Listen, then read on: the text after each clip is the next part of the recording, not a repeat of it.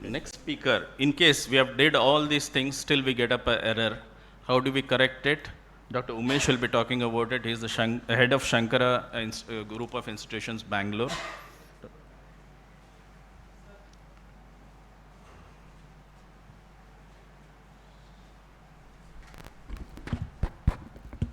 Thank you, Dr. Ellen. Hopefully, we'll be on time. This is the last talk for the whole conference. Post-operative, in spite of all the previous speakers who have spoken and the advances, technologies, technical advantages, biometers, I'm sure all of us here have faced this, irrespective of any of these. We have faced post-operative refractive surprises, and now the question is how we are going to go ahead and manage it. Now, what is a surprise? I think reasonably we are okay with up to 0.5, and anything more than 1 plus minus 1 diopter we should consider it as a refractive surprise. In case you have 0.5, 0.75, you can always adjust in the other eye so that you get a good binocular vision. But if it is more than 1, you know it is a surprise. And as I said, the older studies gave around 70% and the newer studies are giving 93% only. So there is around 6 to 7% surprises always happening with us. It could be spherical, it could be astigmatism. So we have to be prepared for it. And what are the causes? In our thing is with the advent of the newer technologies, the inaccurate measurements have slightly come down. So as Dr. Ellen said, dry eye disease, sometimes you are not in the bag, one in sulcus, that is misalignment, capsular blockage, wrong lens insertion, especially in centers like us where you do high volumes, that is one thing, and it's becoming more often than not becoming common. And one thing is post cataract hyperopic or not taking a proper history.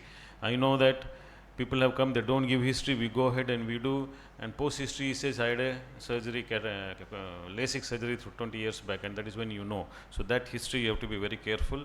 The post-operatively, once you know that there is a refractive surprise, what do you want to assess? Make sure you do a manifest refraction, post-operative review the measurements. Now we have pseudophakic measurements also. Sometimes, very rarely, the problem could be with the IOL power. He would say 25, it could be 23, 24. So make sure that you get it right. Of course, slit lamp examination and dilated fundus exam with respect to IOL, make sure there is no tilt or not decentration, rotation. Mostly what we are seeing is it could be one in bag, one in sulcus. So that will induce some astigmatism.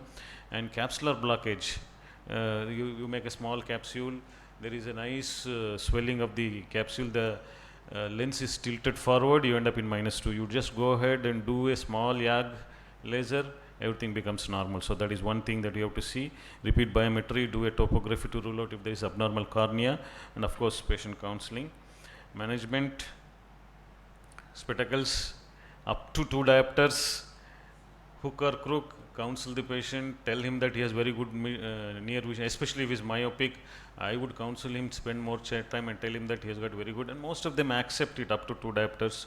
If for near vision, if he can do, and if you tell him, the problem is only in the hyperopic patients. Even in hyperopic, if you can explain up to some extent, they will get, if you spend more time, you will be okay. Contact lens, of course, out of question.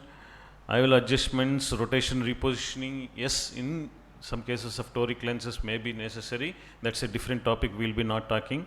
Limbal relaxing is more or less out, we don't do, though we tried a lot, including the femtos and all, but mostly it is all coming back. It is only for academic purpose. Piggyback, some instances we do see, I've just explained that. Corneal refractive surgery, yes, we are doing, and light eye is only for academic purposes. So keratorefractive indication surgery, that is LASIK, is error of less than 2 diopters. Yes, I do up to 4, 5 diopters. Okay. Make sure there is no corneal pathology, no glare, halos, no contrast, and no sensitivity complaints. That's very important, and more important in these patients, rule out if there is any dry eye. IOL exchange more than 3, 4, I do, though they recommend up more than 2, I do for 4. And in the multifocal lenses, if they are not adapted, for any reasons. Just don't go and try more than 6 months, they're complaining, 3 months they're complaining, better exchange. Rotation, obviously, it is the toric IOLs. You know, 30 degrees of rotation you have to do, so that it loses everything. Piggyback IOL I have used if there is a hyperopic surprise, or if there is a pre-existing PCR and you can't do but you still want to do, you can go ahead and do a piggyback IOL. IOL rotation ideally between 2 and 4 weeks. Online calculators are available. Use the astigmaticfix.com. And in case of PCR, sometimes we can do a reverse optic capture, but otherwise just leave the cylinder if there is a PCR and manage with the patients. IOL exchange mainly, I have done mainly for wrong IOL insertions. Sometimes it happens, 4 diopters, 5 diopters, and multifocal IOLs. We advise best before capsulo-lenticular adhesions develop, and of course if you have some complications. So technique for IOL exchange, what you need to do, you need to have 2 good instruments. One is a micro forceps to hold from the side road. Any VR surgeon will give. Initially we were having a lot of trouble getting the right but nowadays the Indian manufacturers are doing a good job, but you have to get the right scissors, and the scissors is the IOL cutting scissors. They are very with a good hinge, and they are the saw type scissors. They are specifically IOL. You can't do with the Vanas, you cannot do, you need to have that. They are, so what you have, different methodologies are there. You either cut it into 2 halves. You all know IOL is 6 mm, you cut it into 2 of 3 mm, slightly extend 3.2, and each you can get it to 1. So you either make a full through and through cut, or you make a 3/4 cut and get it out rotated. So this is a through and through cut, you get one out and you hold the other one and comes out. So understand, 6 mm, cut it into 2 half, 3 mm, 3 mm, 3.2 opening, you get it out. There are some technologies where you make a pie and you can even get it out from 2.2. I think that is too cumbersome, and you need the best of instruments for that, and without that I wouldn't suggest that, but if you have, it is there, you can get it out even with a 2.2 millimeters. The other is make a half cut, and this is a multifocal lens. You just make a half cut and then get one part out and rotate it. You just rotate it out and it will come out.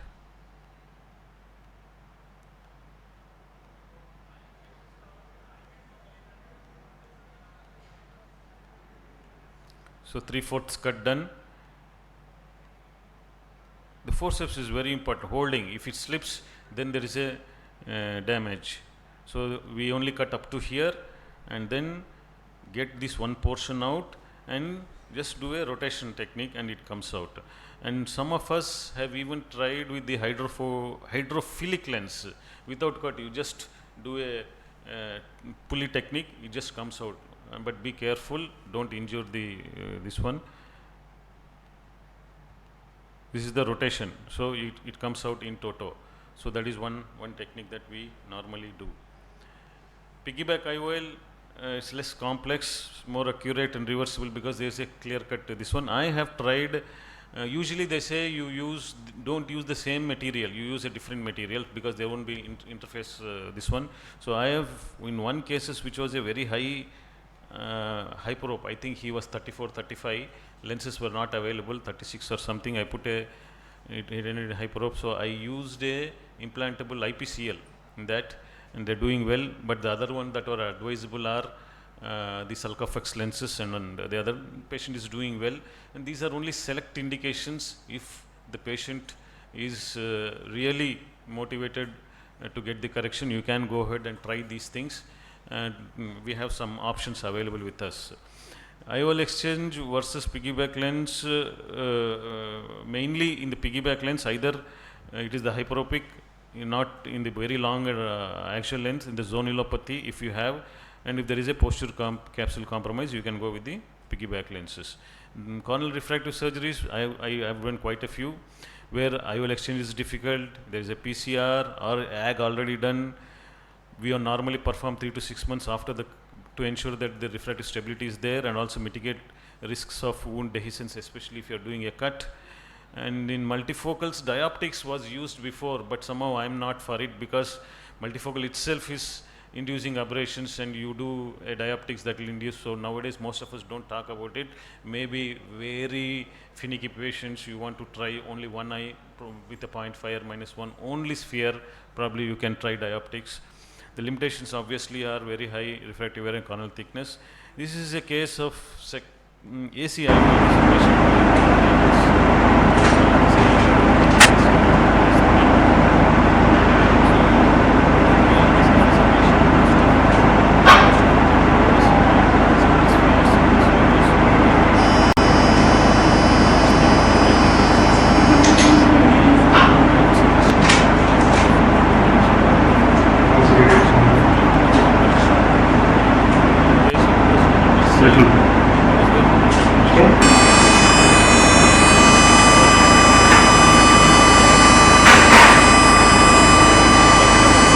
Slightly undercorrect, maybe if you're correcting -4, in this case it was -3, I corrected 2.75, patient very happy. You could go ahead and do. We also do LASIK in this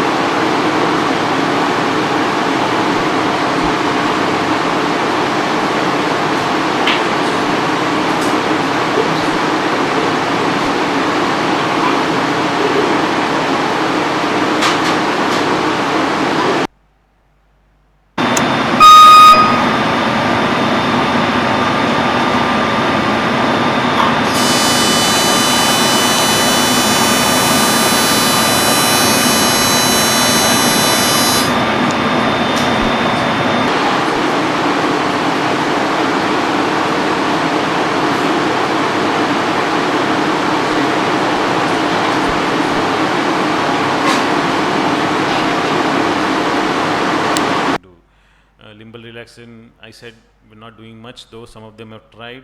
Even light adjustable IOLs are purely from academic purposes. I just mentioned it for that. But otherwise, I think these are the different things. Thank you, Dr. Ellen, and thank you everybody for staying back till 1:30. I'm sure it was informative and helped you a lot. Thank you very much. Any questions? Probably Ellen can take. Any questions from the audience? Once again, thanks a lot. First to the, yeah, please.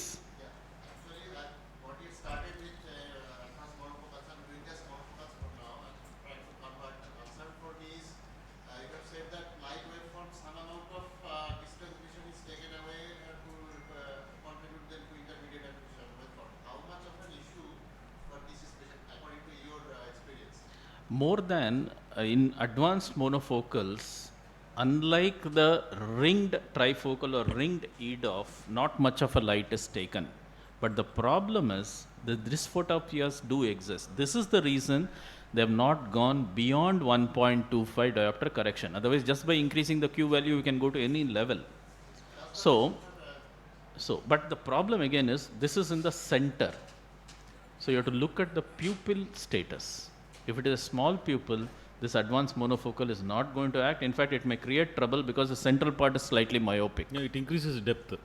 Already there is increased depth of focus. If we further So increase. in such cases, you may have to slightly undercorrect and Okay. see, understand one thing for EDOFs, the advanced monofocals, since it is 1.25, that is where occupation, Ellen was telling about the occupation. So you tell them there are patients, 60 plus patients who don't want to do computer work. The computer work, when I say look, typing, font size, N11, N13, N14, they for 5-10 minutes they can manage. After that they'll complain of strain. So you cannot promise them with advanced monofocals good intermediate vision. Their VVT comes into play. They have very good. But there are 60 plus now doing a lot of YouTube at intermediate vision. They want to see smartphones and all. They are the best candidates for this one. But you can't promise them that long time of computer work, the regular computer work with N11 font size, or obviously reading. So these small occupational things, if you can understand and counsel, I think they do, advanced monofocals do very well for your patients. For distance vision, like 6x is there, but the reduction in the brightness, there is some reduction in brightness because of that. Does that make an issue or? It is not a major issue with advanced monofocal IOL for the reasons told. Second thing, I just want to add what Dr. Umesh has told. Among all these advanced monofocals available, definitely the Rayner EMV is doing better. The reason for that, what they say, like what you was telling, continuously when you look at intermediate distance, the eye develops strain. But what they have did in that lens is, towards the periphery, they have induced a slight amount of hyperopia. If you look at that defocus curve, and they claim this is what is helping the patient, it doesn't tire him. But again, it's only a matter of minutes. If he's working for long. So, now if you have young patients, now most 50 plus patients, they are all computer users. Don't promise them that for continuous. It is just, say you're going in a flight, or you want to see some YouTube, you're going to a flight and you want to see the numbers there, that will help you. But you want to see continuously, you have to go for. Any other questions? Okay, thanks a lot. Thank Thanks you. a lot, and to my fellow speakers also, thank you. Thank you. Thank you.